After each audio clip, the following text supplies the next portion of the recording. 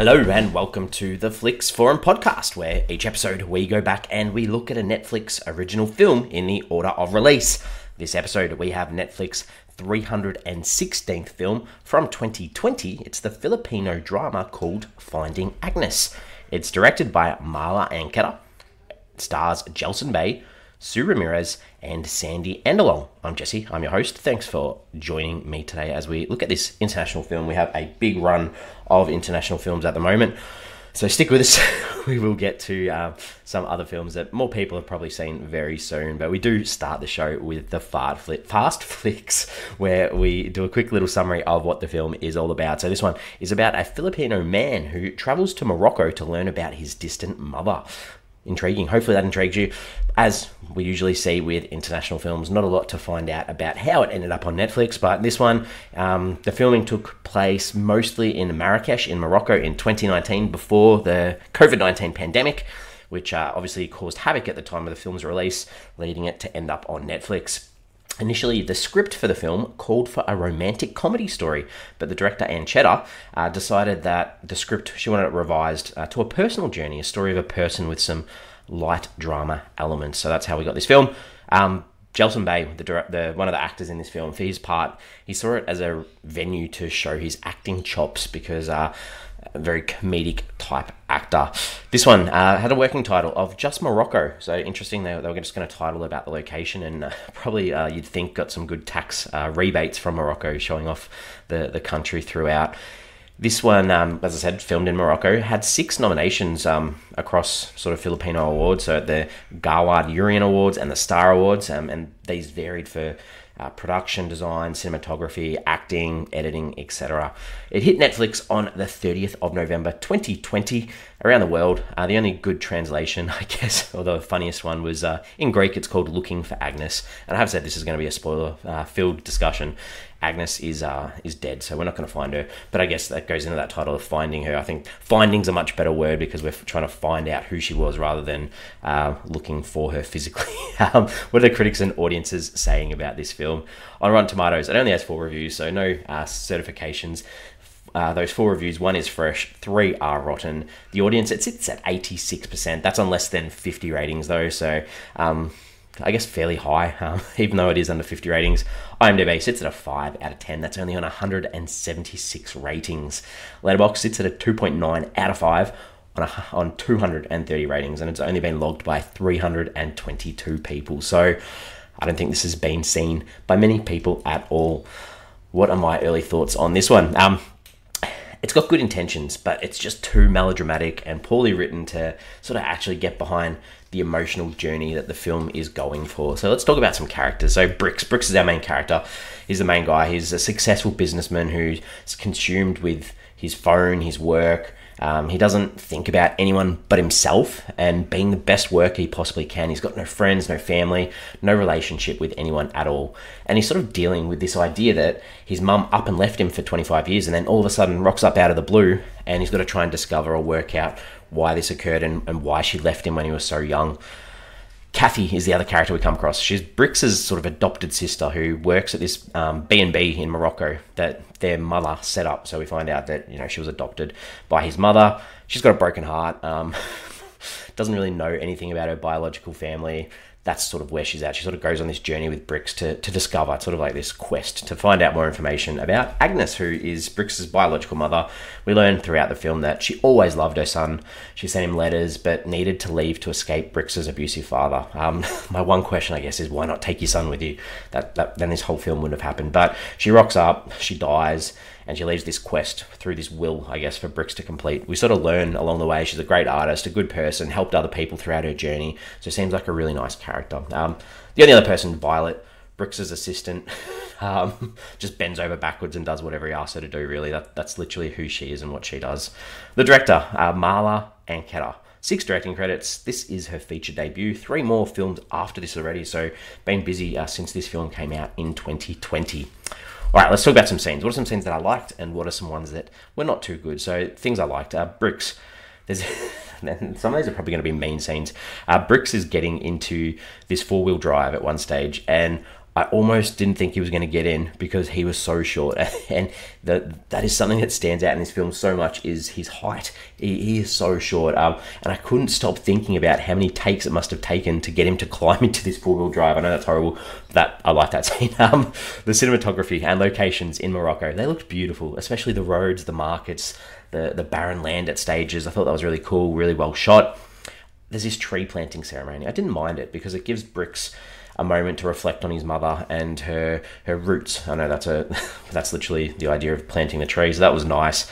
And there's this cover of the song Bright Shining Day at the end. I thought that was really nice soft melodic cover compared to a lot of the score throughout the film, which I will touch on. But I did like the song, even if the credits, and I'm not sure if this is a language thing, but in the credits they credited the song as a song by Nash Johnny, like the song's by a guy called Johnny Nash, so I thought that was interesting.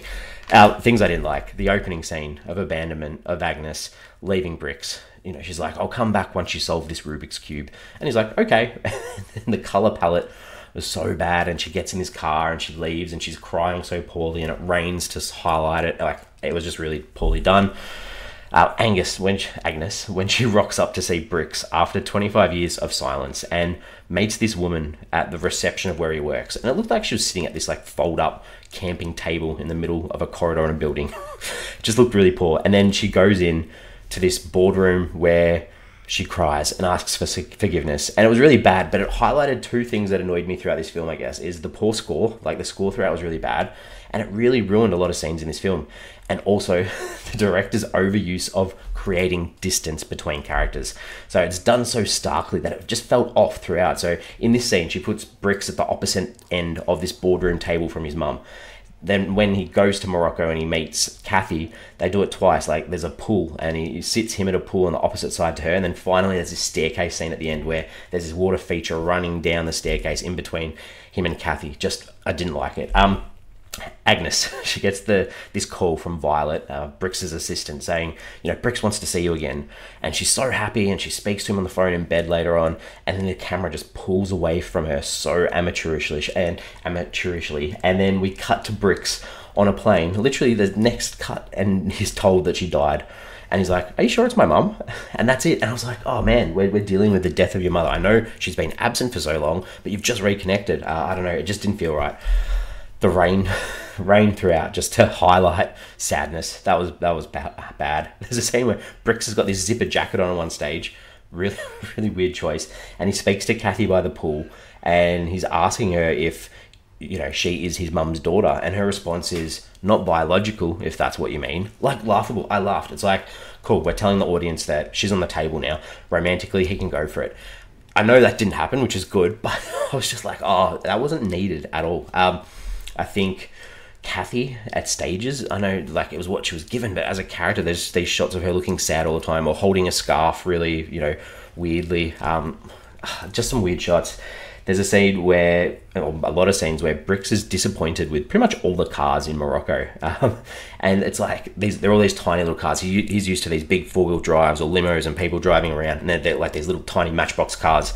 I'm literally thinking, these are perfect for you. Just get in because you don't have to climb up. You don't have to worry. You can just get in this car. So that annoyed me. Brix and Kathy on their first stop on their adventure to sort of deliver this ceramic statue to this auntie, or this Auntie Regina sort of character.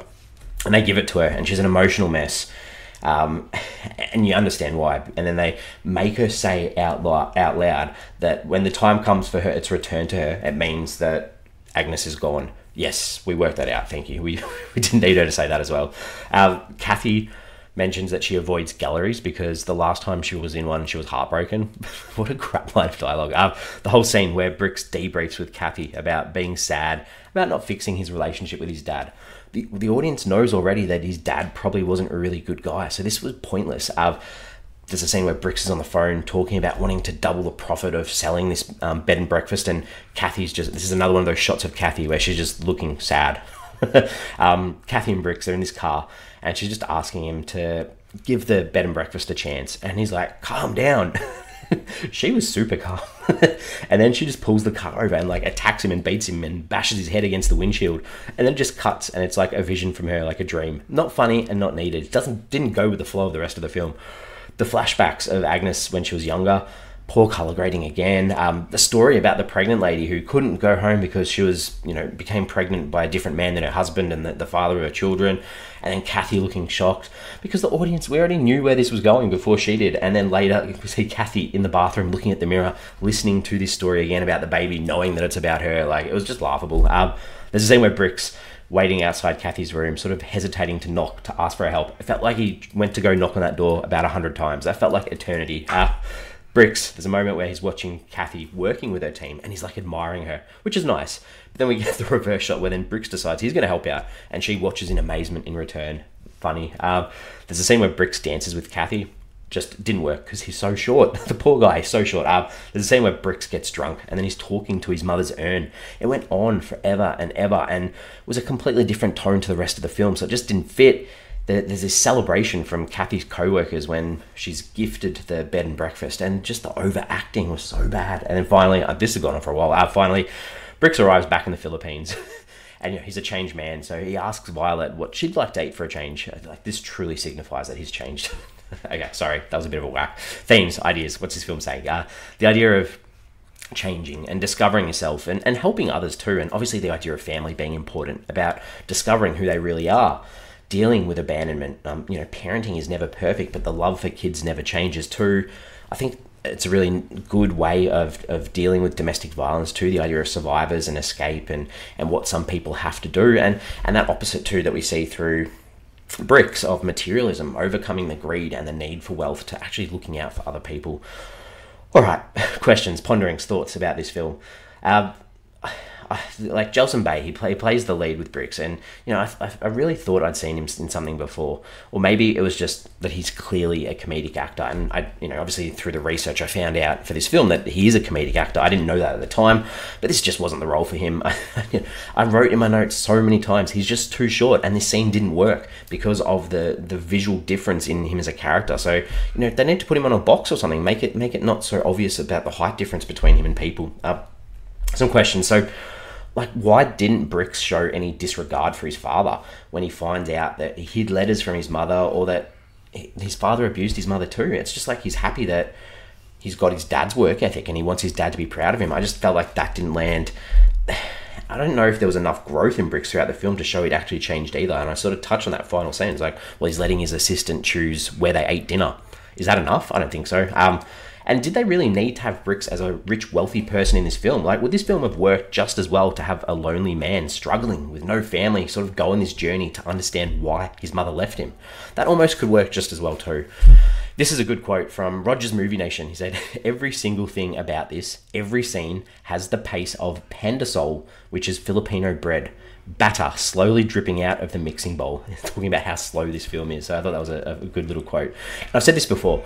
I really hate it when Netflix films don't subtitle the spoken English in international films. This film had so much English throughout. Hearing impaired people have no chance of understanding this film. I don't know how to get that information back to Netflix, but that really needs to be fixed. It's really frustrating. All right, I'm ready to wrap this up. We give the film a rating out of 5. For me, I probably enjoyed it more while watching it than I did looking back on it. It could have been this little indie gem, I guess, but unfortunately there's very little that shines, sorry, because all the elements just don't line up. There's no real emotional connection to be felt when, what it really needs you to understand is it's dealing with a son who's trying to discover who his mother really was, and there's just so much in between that takes away from that. So this is a 1.5 out of 5 for me. Pretty low. Sorry about that, but we're on socials. We have Instagram, Facebook, and X, formerly known as Twitter. The question, this is just in regards to Bricks, is that symbol of a Rubik's Cube.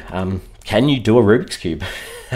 Because his mum, promised that he'd come back before he finished it, and she obviously doesn't. So I can't. I'm useless at Rubik's Cubes. I get too frustrated, but I know some people find it relaxing. Not me. We're back next week. We're back with another international film from 2020. This one is the Brazilian Christmas fantasy comedy called Just Another Christmas, or Tudo Bem no Natal que Fem. It's directed by Roberto Santucci and stars Leandro Hassum, Elisa Pinheiro, and Danielle Winitz. That's what we've got next week, a Christmas film. So I think we've still got a couple of Christmas movies to go in the wrong end of the year. Other than that, as always, thanks for hanging out, and I'll see you next week.